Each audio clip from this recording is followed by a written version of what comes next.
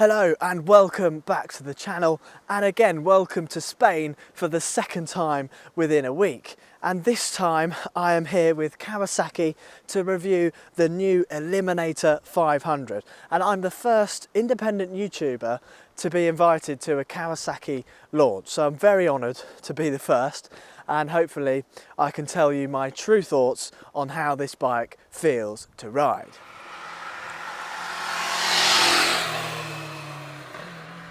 First of all, let's talk about the looks. Now obviously looks are always subjective on a motorcycle, and this has kind of taken a fair bit of inspiration from the 1980s Kawasaki Eliminators, and they've gone for this really sort of flat look. So everything kind of looks squashed and wide, which looks really good actually. And if you look at the bike from the back, from this sort of angle, it's got some really nice lines. This rear mudguard is really flat and wide, which looks fantastic.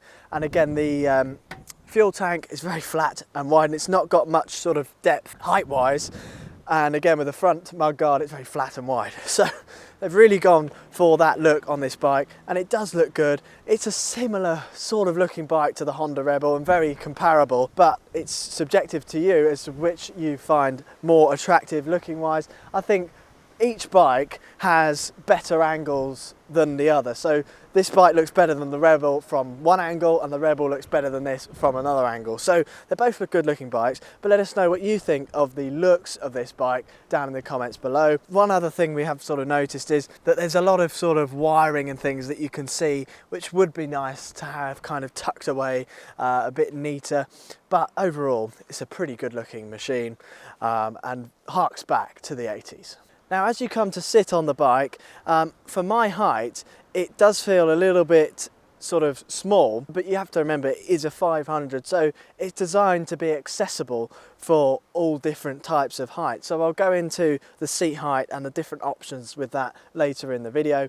The rake of the forks is actually the same geometry as my Harley Davidson Softail Standard, but it feels very different to that because obviously you've got a different wheel size, different width, and etc., and different bars, so it feels very different to that. Getting on it, I found the bars are quite narrow, so they put you in this almost like a drag bike position, and that was a lot of the inspiration of this bike, was drag racing. So I feel quite fitting that I brought my Simpson helmet on this trip because that goes with drag racing very nicely.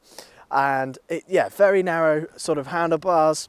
The foot position is sort of mids, but maybe slightly back from mid, so perhaps slightly further back than the foot position of the Rebel 500, and a little bit higher up, which means that this bike is a very sporty feeling cruiser, and you can sort of get it down in the corners more than a lot of other cruisers. So you can have a lot of fun in the twisties on this bike, and it handles absolutely beautifully. So it's really, really smooth in the twisty turns and very confidence inspiring in the corners.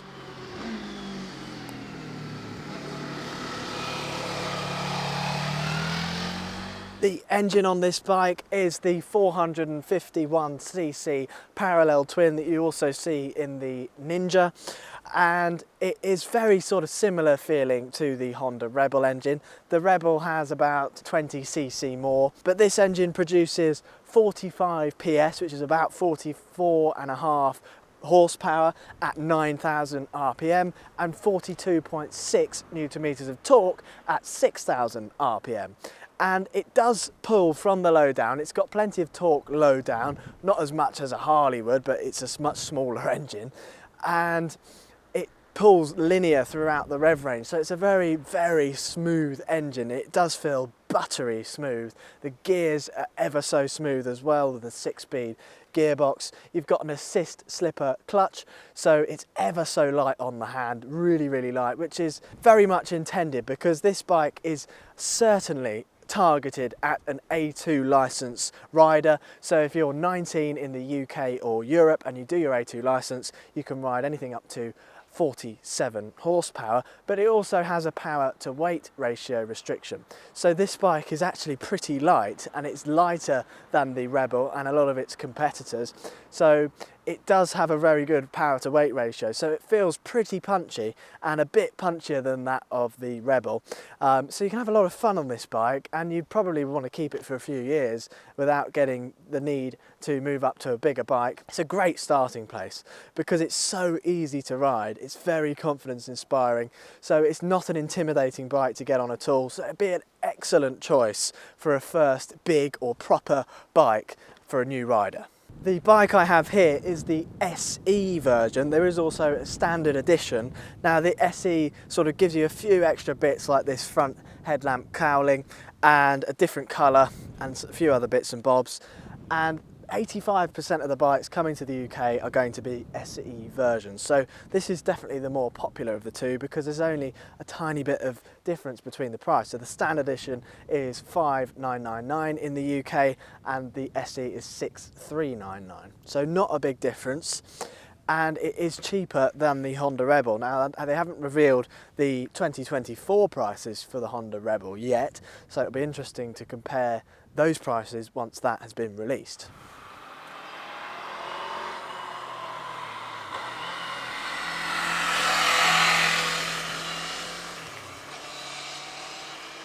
The bike feels pretty stable at motorway speeds. It's a bit windy today, so I did feel I was getting blown around a little bit, but I probably would have felt that on any bike. The suspension is a nice ride. You've got conventional forks, and because this is the SE version, you get these sort of rubber gaiters on the forks, which you don't get on the standard edition. They look really nice, and they do look better with those for sure. And you've got twin shocks on the rear, which fit in with that old school cruiser look, but this is very much a modern take on an old school cruiser. The quality of everything feels pretty good. It's what you'd expect from a big Japanese manufacturer, and obviously some bits and bobs are plastic. Mudguard's plastic, this is plastic, this is plastic.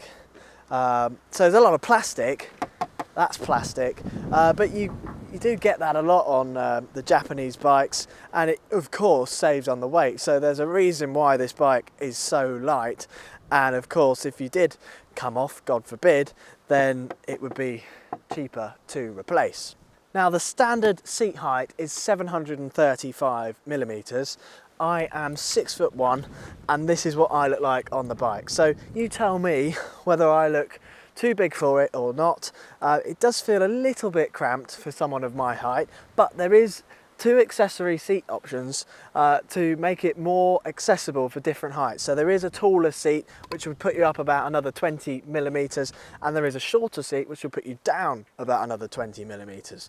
So I think there is a cost to those options, but I imagine that if you were buying one of these from a dealer and you said, well, I need the bigger seat and I'd rather have that and not have the standard seat, I'm sure they would swap it on there for you. The mirrors, I found they could do with being a little bit wider because of the width of the bars and the width of my shoulders and the shortness of the stalk of the mirrors. They don't come out very wide, so I can't get the angle quite right for me. Now again, other riders on this trip didn't find that to be an issue, but it depends on your height and your width. So for me, they could do with coming out another inch so I could angle them a bit better for my height. But I'm sure that after a while there'll be some different options and things. Perhaps mirror extenders will be available, I'm not sure. And again, the foot position, I would probably say I would like it maybe an inch or two further forward, but again, no one else agreed with me. So it depends on your riding style as to where you want your feet, but this gives you a nice poised, sporty riding position for a cruiser. So if that's what you're looking for, then this is an excellent choice.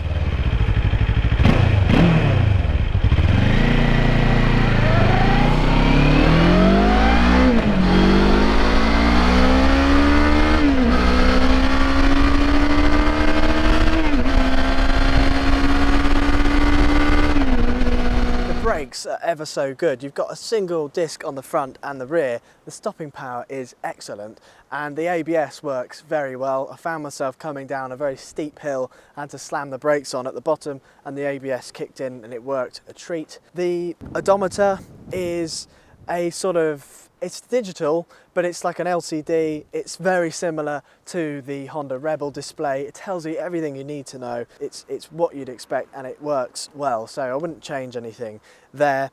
And you do actually get a pillion pad as standard. It is rather firm, but it's a decent size for a pillion pad. If you were going on long journeys, you'd want something a bit more comfortable.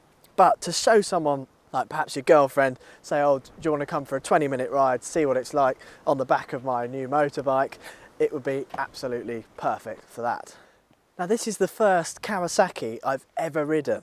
Now, I mentioned that in the intro that I'm the first YouTuber to be invited on a press launch, and they don't actually, up until now, they haven't lent bikes out to YouTube channels either. So they've started to do that this year, and I'm very honoured to be the first, and I certainly want to try out some more Kawasaki models. So let us know down in the comments which Kawasaki models you want to see us review on the channel.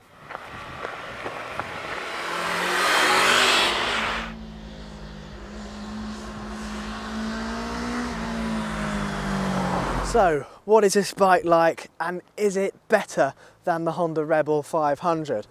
It's a fantastic first bike. It's so easy to ride and very confidence inspiring and unintimidating. So no matter what age you are, whether you're 19, you've just passed your test, or perhaps you're 40 or 50 and you're getting into biking later on in life, you fancy a cruiser but you don't want something too big and intimidating, then again this is a great choice, because some of the bigger cruisers like the Harley Davidsons are very big and heavy, so for a first bike they can be quite intimidating, and this isn't at all. It's very light, very easy to manoeuvre, got a light clutch, everything's so smooth. You get value for money and you get peace of mind that this bike is going to be reliable. You've got a 4-year warranty, and this one is cheaper than the Honda Rebel, only by a little bit, but I think it really comes down to the riding position for you, whether you prefer the looks of one or the other, because other than that, they're very, very similar, and whether you prefer the Kawasaki brand or Honda. So there's a few factors, but they're pretty on par, I think. And I wouldn't say one's better than the other. It's more a case of personal preference.